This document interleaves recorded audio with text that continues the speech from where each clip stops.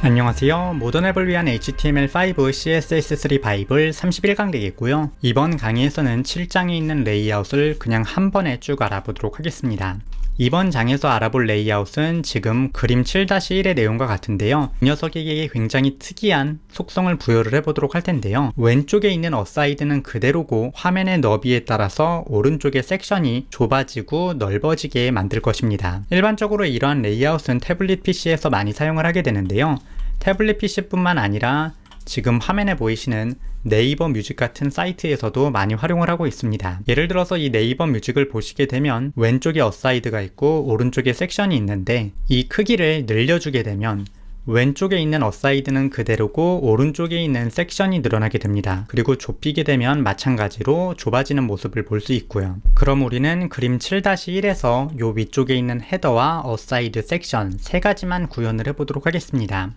이 내비게이션 같은 경우에는 지금까지 지겹도록 들어보았던 수평 정렬할 때는 자식에게 플롯 레프트 주고 부모에게 오버플로우 히든 준다 한 다음에 한 놈은 왼쪽에 붙이고 한 놈은 오른쪽에 붙이면 쉽게 구성할 수 있는 내용이기 때문에 따로 설명하지 않도록 하겠습니다. 그럼 본격적으로 HTML 페이지를 구현해 보도록 할 텐데요. 일단 HTML 기본 형태를 구성해 주도록 하겠습니다. 이러한 형태로 구성을 해주고 태블릿 페이지도 일종의 모바일 페이지이기 때문에 그냥 인터넷에서 적당한 사이트에 들어가서 뷰포트 메타 태그를 가져와서 붙여서 사용하도록 하겠습니다. 그럼 이어서 초기화 코드를 간단하게 입력을 해보도록 할 텐데요. 초기화 코드 같은 경우에는 책의 코드 7-2에 나오는 간단한 코드만 사용하도록 하겠습니다. 마진 패딩 초기화하고 폰트 초기화하고 리스트 스타일 제거하고 텍스트 데코레이션 제거하는 정도의 정말 간단한 초기화 코드입니다. 그러면 이제 헤더를 구성을 해보도록 하겠는데요. 바디 태그 내부에다가 div 태그로 헤더라는 클래스를 가진 녀석을 지정을 하고 내부에 h1을 만들고 내부의 글자는 fluid라고 지정을 하도록 하겠습니다. 이어서 스타일도 그냥 여기에다가 적용을 해보도록 할 텐데요. 점 헤더에다가 높이를 60픽셀로 주고 라인 하이트도 60픽셀로 주어서 수직으로 중앙 정렬되게 만들도록 하겠습니다. 이어서 이 녀석을 구분할 수 있게 백그라운드 컬러를 책에 나오는 것처럼 1D4088을 주도록 하겠는데요. 왼쪽에 글자가 너무 붙어 있기 때문에 약간 오른쪽으로 띄우도록 하겠습니다. 오른쪽으로 띄울 때는 정말 다양한 스킬을 많이 쓰실 수 있는데요. 예를 들어서 헤더에다가 H1 주고 이 선택자 내부에다가 마진 레프트를 줘서 왼쪽에서 20픽셀 정도 미는 방안도 있겠고요. 아니면 이전에 언급했던 것처럼 자식에게 포지션 속성을 앱솔루트로 지정을 하고 부모의 포지션 속성을 릴레이티브로 지정을 한 뒤에 이 자식에서 레프트를 20픽셀 주셔도 똑같은 결과가 납니다. 또한 마찬가지로 그냥 부모에서 패딩 레프트를 20픽셀 주셔도 똑같은 방법으로 구현이 됩니다. 이 레이아웃에는 정해진 방법이 전혀 없고요. 시각적으로 보기에 그렇게 구성이 되면 그렇게 구성을 해주시면 됩니다. 우리 강의에서는 그냥 선택자 하나로 전부 다 처리할 수 있게 패딩 레프트를 주는 방법을 사용하도록 하겠습니다.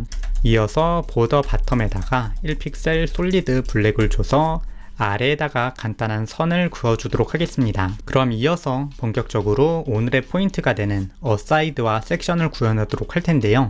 이후에 이 책에서 다루게 되는 그리드 시스템, 그것도 CSS3에서 기본적으로 제공을 하는 그리드 시스템을 사용을 하면 진짜로 간단하게 구현할 수 있습니다. 하지만 우리 강의에서는 인터넷 익스플로러까지도 맞춰서 사용할 수 있는 약간 특이하고 복잡한 방법을 사용해 보도록 하겠습니다. 일단 div 태그로 클래스 이름이 랩인 녀석을 지정해 주도록 하겠고요.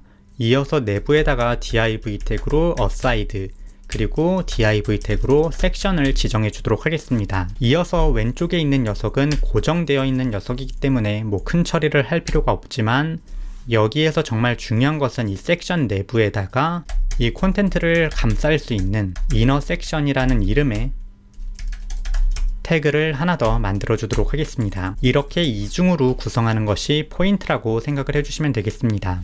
이어서 책에서는 열심히 만드느라 또 내부에 리스트를 만들어 주지만 우리 강의에서는 그냥 p 태그에다가 로렘 입춤 몇 개 넣어 주도록 하겠습니다.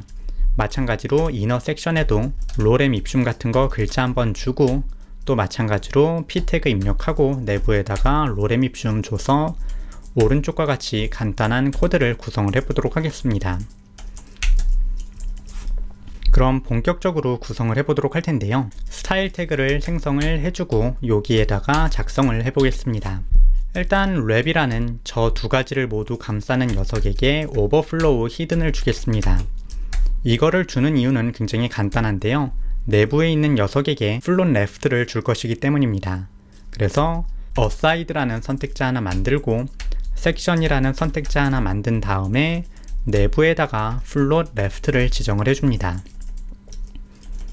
이어서 어사이드, 고정시킬 녀석에게는 너비를 상콤하게 고정을 해주시면 되겠고요. 고정하지 않고 유동적으로 변하게 만들 녀석에게는 너비를 100%로 지정을 합니다. 사실 이렇게 지정하게 되면 이게 뭔 소용이냐라고 하실 수 있는데요. 너비가 100%를 넘기 때문에 이중으로 분할이 되는 모습을 볼 수 있습니다. 그래서 여기에서 처리를 하는 방법은 마진 라이트를 정확하게 이 고정되어 있는 너비에 마이너스를 붙인 값만큼 적용을 해서 오른쪽으로 밀어주는 겁니다. 오른쪽으로 밀게 되면 지금 화면처럼 수평 구성이 되고요. 대신 이 오른쪽이 잘리는 걸 볼 수 있습니다. 그럼 이 잘린 걸 또 어떻게 처리를 하냐? 이너 섹션에다가 내부에다가 패딩 라이트를 200픽셀로 지정을 해줘서 오른쪽으로 다시 밀어주시면 됩니다. 그래서 한번 당기고 다시 밀어주는 거라고 생각을 해주시면 되겠습니다. 이러한 형태로 코드를 작성을 하게 되면 너비가 변할 때 왼쪽 건 고정되고 오른쪽 것은 유동적으로 변하는 레이아웃이 만들어지게 됩니다. 참고적으로 책에 자세한 설명이 나오게 되지만 이러한 레이아웃은 일정 너비 이상 화면이 좁아져서 레이아웃이 너무 길어지는 문제를 방지하기 위해 최소 너비를 지정을 해주는 편입니다. 최소 너비 같은 경우에는 그냥 바디 태그에다가 지정을 해주시면 되는데요. 바디에다가 min width를 대충 600픽셀로 적용을 해주도록 하겠습니다. 이렇게 적용이 되면 레이아웃이 어느 정도 이상으로는 더 이상 좁아지지 않는 모습을 볼 수 있습니다. 방금 언급했었던 이 네이버 뮤직이라는 사이트도 어느 이상으로는 더 이상 레이아웃이 변하지 않습니다. 그래서 이러한 사이트에서는 오른쪽 레이아웃이 너무 작아지는 걸 방지하기 위해 min width를 쓰기도 한다를 함께 기억을 해주시면 좋겠습니다. 어쨌거나 오늘의 첫 번째 포인트는 여기까지인데요. 일반적으로 태블릿으로 만들어진 웹사이트를 보시게 되면 이 스크롤을 내려도 이 위에 있는 헤더가 딸려오는 경우를 보실 수 있습니다. 이 내용은 363페이지의 7.9절 고정바를 보시면 알 수 있으실 텐데요. 적용하는 방법은 굉장히 간단하게도 저 헤더라는 녀석에게 포지션 속성을 픽스드로 주시면 됩니다. 그런데 픽스드로 주게 되면 레이아웃이 약간 깨지는 모습을 볼 수 있는데요. 너비를 꽉 채워주셔야 됩니다. 이때 너비를 꽉 채우겠다고 100%를 주시는 분들도 있는데요.